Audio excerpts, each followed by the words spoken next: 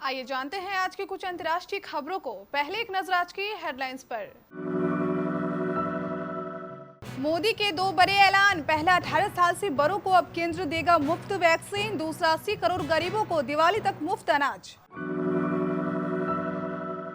दिल्ली में 45 प्लस उम्र वालों के लिए आज से जहां वोट वहां वैक्सीनेशन अभियान शुरू। पहले 70 वार्डों से होगी शुरुआत।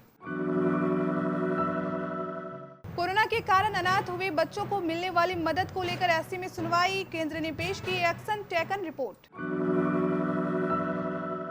पटना में जारी है ब्लैक फंगस का कहर और दवाओं की किल्लत। 24 घंटे में 5 की मौत, 11 नए मरीज भर्ती। फूट के बाद जुडा ने हड़ताल खत्म की। भोपाल में मंत्री से मिलने के बाद जुडा पदाधिकारी बोले सहमति बन गई, हम काम पर लौट रहे हैं। राम रहीम से मिलने मेदांता अस्पताल पहुंची हनीप्रीत, अटेंडेंट का कार्ड भी बनवाया। जयमाला स्टेज पर दोस्तों संग थिरक रहे दूल्हे ने खींचा दुल्हन का हाथ। गुस्साई दुल्हन ने उठाया ये बड़ा कदम। कोवैक्सीन के मुकाबले कोविशील्ड शरीर में बनाती है अधिक एंटीबॉडीज, शोध में हुआ खुलासा। दिलीप कुमार के निधन की अफवाहों पर सायरा बानो हुई नाराज, कहा साहब की हालत स्थिर है। सचिन तेंदुलकर के खिलाफ गेंदबाजी करना चाहते हैं करामाती खान, बताया कारण। प्रधानमंत्री नरेंद्र मोदी ने सोमवार को राष्ट्र को संबोधित किया। 32 मिनट के संबोधन में उन्होंने दो बड़े ऐलान किए।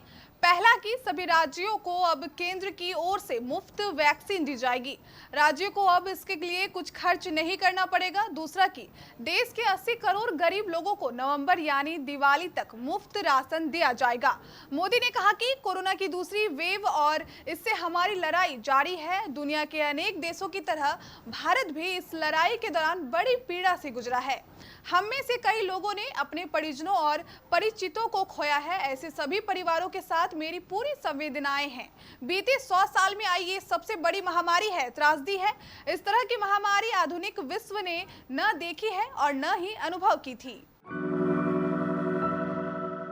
दिल्ली मुख्यमंत्री अरविंद केजरीवाल ने सोमवार को ऐलान किया कि 45 साल से अधिक लोगों के लिए दिल्ली में आज से एक स्पेशल अभियान शुरू किया जा रहा है, जिसका नाम जहां वोट वहां वैक्सीनेशन है।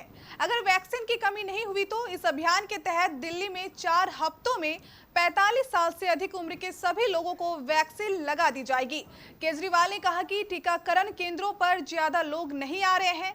दिल्ली में योजनाबद्ध तरीके से बूथ स्तर पर वैक्सीन लगाने की तैयारी के तहत बूथ स्तर के अधिकारियों की एक टीम अगले 2 दिनों में हर घर का दौरा करेगी और टीकाकरण के लिए एक स्लॉट प्रदान करेगी। बीएलओ उन लोगों को मनाएगा जो टीका नहीं लगवाना चाहते हैं।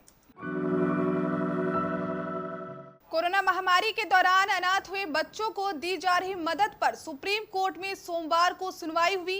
इस दौरान केंद्र ने इन बच्चों के लिए घोषित पीएम केयर्स फॉर चिल्ड्रन योजना के तौर तरीके और प्रक्रिया तय करने के लिए सुप्रीम कोर्ट से आज कुछ और वक्त मांगा है।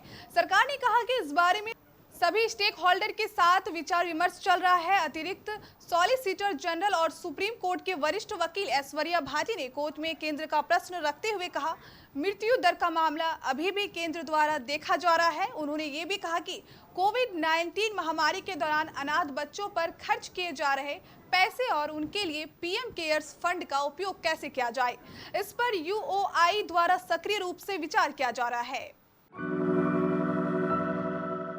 ब्लैक फंगस से रविवार को पटना में 5 संक्रमितों की मौत हो गई, जबकि 11 नए संक्रमित अलग अलग अस्पतालों में भर्ती हुए। 5 संक्रमितों की मौत आईजीआईएमएस में हुई। रविवार को पीएमसीएच में 9 और आईजीआईएमएस में 2 मरीज भर्ती हुए। एम्स में कोई नया मरीज भर्ती नहीं हुआ। आईजीआईएमएस के अधीक्षक डॉक्टर मनीष मंडल ने बताया कि रविवार होने के बावजूद डॉक्टरों की टीम ने 14 लोगों का ऑपरेशन किया। वहीं 20 लोग अगले दिन ऑपरेशन के लिए चिन्हित किए गए हैं। उधर आईजीआईएमएस और एम्स में भर्ती मरीजों को रविवार को एम्फोटोरिसन बी दवा की एक भी डोज नहीं मिली। स्वास्थ्य विभाग से दवा की आपूर्ति नहीं होने के कारण मरीजों को दवा नहीं मिली।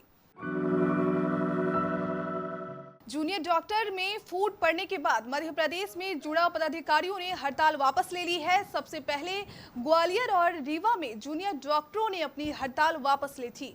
ग्वालियर में जूनियर डॉक्टर काम पर लौट आए। इसके बाद भोपाल में प्रदेश जूडा के पदाधिकारियों ने चिकित्सा शिक्षा मंत्री विश्वास सारंग से मिले और अपनी हड़ताल खत्म करने की घोषणा कर दी। पहले मांगों को पूरा करने के लिखित आदेश पर ही काम पर लौटने की बात कही थी, लेकिन कुछ देर बाद कहा कि सरकार ने सभी मामलों के लिए कमेटी बना दी है, इसलिए वे काम पर लौट रहे हैं। गुरुग्राम के मेदांता अस्पताल में इलाज के लिए भर्ती कराए गए रेप के मामले में सजा याफ्ता डेरा सच्चा सौदा प्रमुख राम रहीम से सोमवार को मिलने को हनीप्रीत अस्पताल पहुंची। अस्पताल सूत्रों से मिली जानकारी के अनुसार हनीप्रीत सुबह 8 बजे अस्पताल पहुंची थी। यहां पहुंचने के बाद हनीप्रीत ने कोरोना संक्रमित राम रहीम के अटेंडेंट के तौर पर अपना पास बनवाया। यह पास 1 सप्ताह यानी 15 जून तक मान्य रहेगा। इस पास के जरिए हनीप्रीत राम रहीम के अटेंडेंट के तौर पर अस्पताल में रुक सकती है और डॉक्टरों से उसका हाल चाल पूछ सकती है। वहीं राम रहीम के कोविड नेगेटिव होने के बाद उससे मिल भी सकती है। हालांकि अस्पताल प्रबंधन इस मामले में कुछ भी बोलने से बच रहा है। जयमाला के दौरान साथियों के साथ फिल्मी गीतों पर थिरक रहे दूल्हे ने दुल्हन को डांस करने के लिए खींच लिया।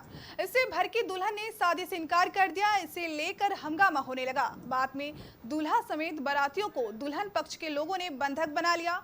विवाह में खर्च 5 लाख रुपए देने के बाद ही दूल्हा समेत बाराती छूटे। फिलहाल पुलिस तहरीर न मिलने की बात कह रही है। मानधाता थाना क्षेत्र के टिकरी के रहने वाले युवक की शादी कुटिलिया अहिना की रहने वाली युवती से तय हुई थी। शनिवार को बारात भी पहुंची। सभी नाश्ता कर रहे थे। बताया जाता है कि नशे में धूत एक बाराती ने नाश्ता बनाने वाले के मुंह पर चाट से भरा दोना फेंक दिया। इस पर दोनों पक्षों में मारपीट हो गई। हालांकि किसी तरह बुजुर्गों ने माहौल शांत करा दिया। इसके बाद दुल्हन का भाई पंखा घुमा रहा था तो बारातियों ने उसे धक्का देकर गिराते हुए पीट दिया। शरीर में वायरस के खिलाफ एंटीबॉडीज के निर्माण पर कोविशील्ड कोवैक्सीन से ज्यादा असरदार है। एक ताजा स्टडी में इस बात का खुलासा हुआ है कि कोविशील्ड इंसानी शरीर में कोवैक्सीन से अधिक एंटीबॉडीज का निर्माण करती है। ये ताजा study corona virus industries antibody treaty ने की है। इस शोध में उन हेल्थ वर्कर्स को शामिल किया गया था जिन्होंने कोविशील्ड या कोवैक्सीन की दोनों खुराक ली थी। बॉलीवुड के दिग्गज एक्टर दिलीप कुमार को सांस लेने में दिक्कत होने के बाद मुंबई की पीडी हिंदुजा अस्पताल में रविवार सुबह भर्ती कराया गया था, जहां उनकी हालत स्थिर बनी हुई है। वहीं दूसरी तरफ उनके निधन की अफवाहें उड़ने लगी, जिस पर सायरा बानो ने खुद विराम लगाया। साथ ही बताया कि साब पहले से बेहतर है, उन्हें 2 से 3 दिन में हॉस्पिटल से छुट्टी मिल जाएगी। सायरा बानो ने दिलीप कुमार के आधिकारिक ट्विटर हैंडल पर लिखा, व्हाट्सएप फॉरवर्ड पर यकीन मत करिए, साब की हालत स्थिर है। शुक्रिया, आपने दिल से दुआएं और प्रार्थनाएं की। डॉक्टर्स के मुताबिक वो 2 से 3 दिन में घर पर होंगे इंशाअल्लाह।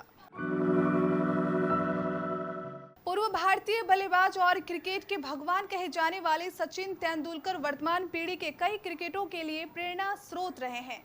जिन लोगों को तेंदुलकर के साथ मैदान साझा करने का मौका मिला वे अक्सर खुद को सौभाग्यशाली कहते हैं, और जिन क्रिकेटरों ने वह मौका गंवा दिया वे अभी भी उस अवसर को पाना चाहते हैं। वर्तमान में कई बल्लेबाज उनके साथ खेलना चाहते हैं, जबकि गेंदबाज उनके खिलाफ गेंदबाजी करना चाहते हैं। इस लिस्ट में अफगानिस्तान के लेग स्पिनर राशिद खान का नाम भी जुड़ गए हैं, जिनका सपना एक दिन मास्टर ब्लास्टर सचिन तेंदुलकर के सामने गेंदबाजी करने का है।